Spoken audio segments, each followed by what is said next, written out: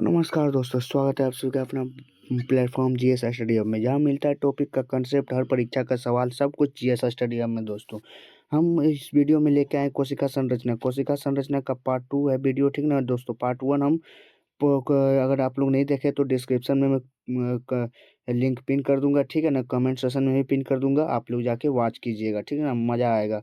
तो फिर हम इसमें प्लांट सेल और एनिमल सेल दोनों देखेंगे, ठीक है ना दोस्तों। ये इंपॉर्टेंट होगा रेलवे के एस्पिरेंट्स के लिए, एसएससी, बीपीएससी और यूपीपीएससी के लिए। विथ एक्सेप्टेड टॉपिक, यानी कि जो एक्सेप्टेड है, यानी कि जो हर एग्जाम में पूछा जाता है क्वेश्चन, वैसे क्वेश्चन है, ठीक है ना दोस्तों।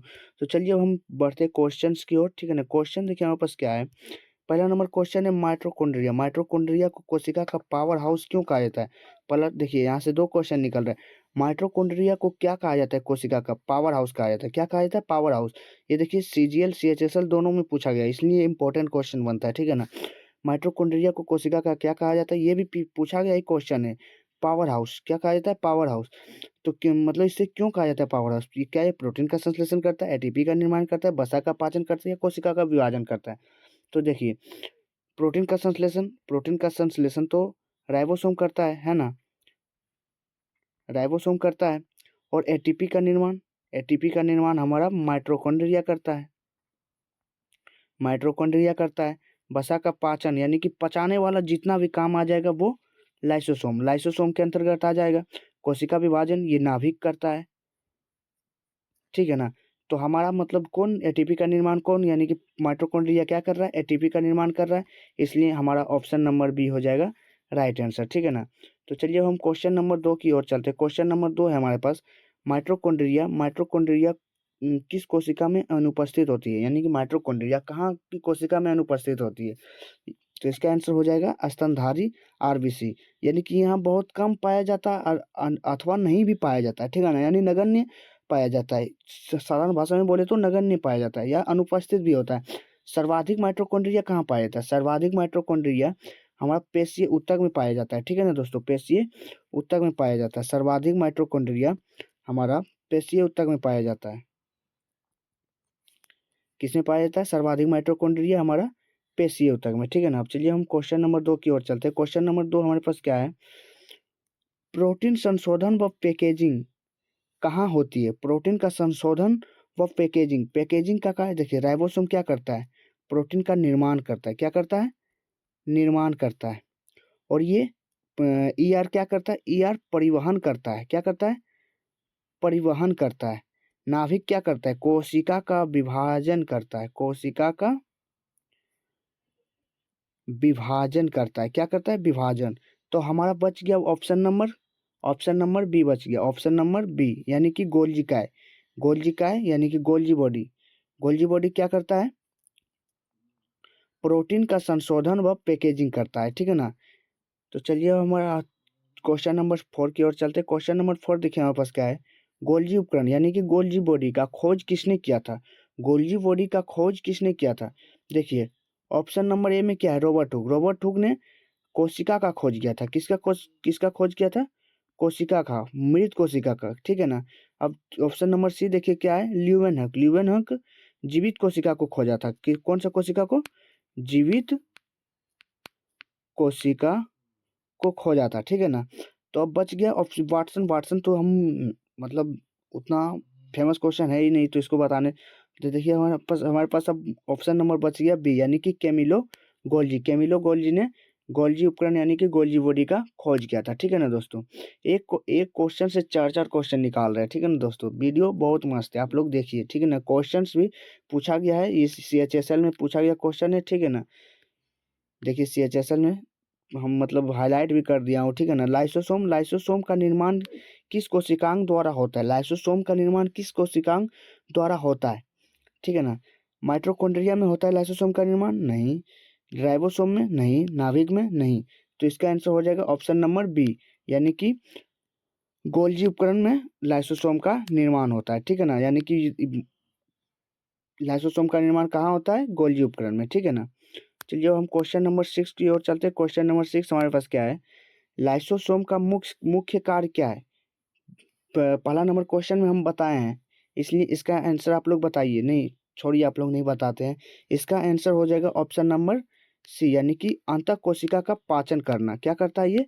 पाचन कराता है, ठीक है ना। क्या करता है ये? पाचन कराता है। अब देखिए प्रकाश संश्लेषण। प्रकाश संश्लेषण कौन कराता है? क्लोरोप्लास्ट। क्या कराता है? क्लोरोप्लास्ट।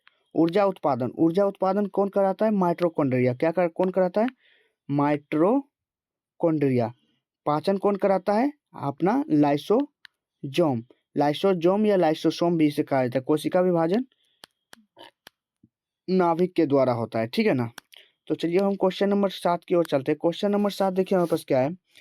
प्लास्टिड किस प्रकार का कोशिकाओं में पाया जाता है? प्लास्टिड पशु की कोशिकाओं में, जीवाणु की कोशिकाओं में, पौधों की कोशिकाओं में, या मानव आरबीसी में। तो इसका आंसर हो जाएगा हमारा option number B. Option number B, पौधों की कोशिका में प्लास्टिड पाया जाता है, ठीक है ना। प्लास्टिड किस प्रकार का कोशिकांग है? देखिए प्लास्टिड किस प्रकार का कोशिकांग है, रेलवे ग्रुप डी में पूछा गया क्वेश्चन है, ठीक है ना। यानी कि यहाँ ये पूछ रहा है कि ये बिना झिल्ली वाला होता है, या एकल झिल्ली होता है, या द्वि झिल्ली होता है, या त्रिझिल्ली होता है। तो इसका देखिए एकल झिल्ली, यानी पहले देखिए बिना झिल्ली वाला वह कौन सा कोशिकांग है? बिना झिल्ली वाला, ठीक है ना। बिना झिल्ली वाला देखिए राइबोसोम एक नंबर में आ गया। राइबोसोम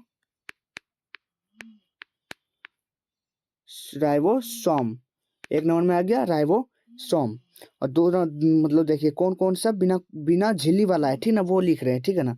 बिना झिल्ली वाला, फिर केंद्रिका केंद्रिका, फिर सेंट्रोसोम। ये सारी कोशिकांग जो है इसमें झिल्ली पाया ही नहीं जाता है, ठीक है ना दोस्तों। अब देखिए एकल झिल्ली वाला कौन कौन सी कोशिका है, ठीक है ना। एकल झिल्ली वाला कोशिका देखिएगा दोस्तों, एकल झिल्ली वाला कोशिका है लाइसोसोम, ठीक है ना। लाइसोसोम हो गया, अब ईआर हो गया, जीजी यानी कि जीवी यानी कि गोल्जी बॉडी हो गया। ये सब एकल यानी कि एक झिल्ली पाया जाता है ये सब में, ठीक है ना।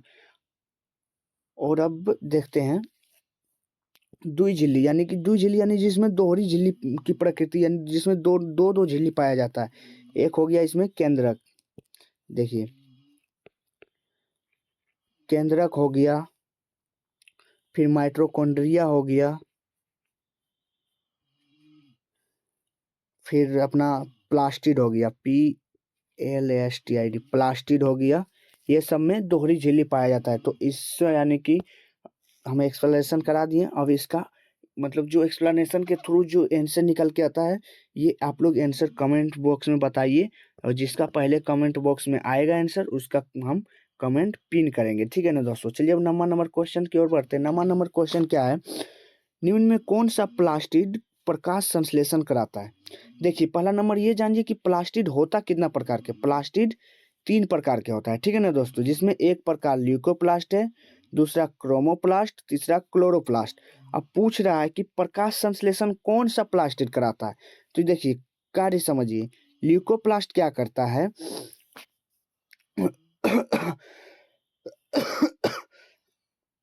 ल्यूकोप्लास्ट क्या करता है, पोषक पदार्थों को संग्रह करता है। क्या करता है?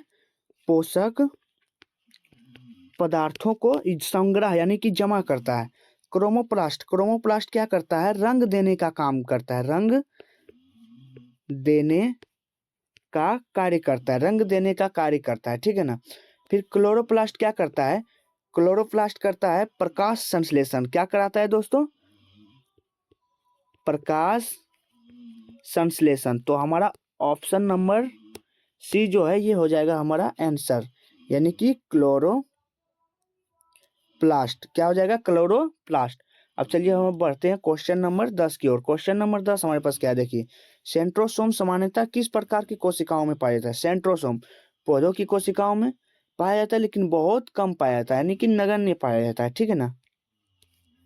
पशु की कोशिका में, जीवाणु की कोशिका में, या फंगस की कोशिका में। तो हमारा आंसर हो जाएगा ऑप्शन नंबर बी, यानी कि एनिमल की कोशिका में पाया जाता है। ठीक है ना।